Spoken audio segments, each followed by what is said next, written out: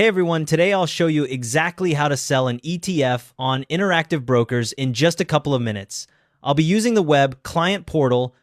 Start by going to interactivebrokers.com and logging in. In the top right corner, click Login, then Portal Login. Enter your username and password, then click Login. You'll land on your client portal homepage showing your portfolio overview. Now click Portfolio along the top navigation bar. You'll see the full list of your current holdings with their values. Find the ETF you want to sell in your holdings list and click on its ticker symbol. The position will expand or open a trade ticket for that ETF. Click the Sell Order button. This takes you to the order creation screen. It looks identical to the screen you'd use for buying. First, select your order type from the dropdown. If you want to sell immediately at the best available price, choose Market. If you want to set a minimum price you're willing to accept, choose Limit.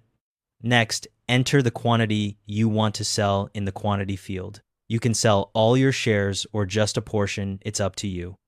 Then set your time in force. Day means the order expires at the end of the trading day.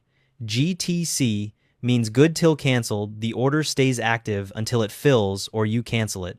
Before you submit, click the Preview button. A window pops up showing your order details and what your account balance will look like after the trade. Check this carefully.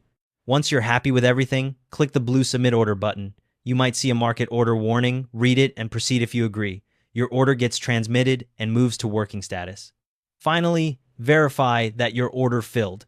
Go back to your portfolio section or check orders and trades.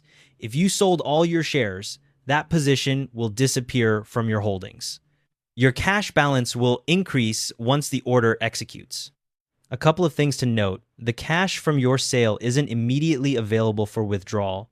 ETFs typically settle in 1 to 2 business days, so you'll need to wait for settlement before you can withdraw.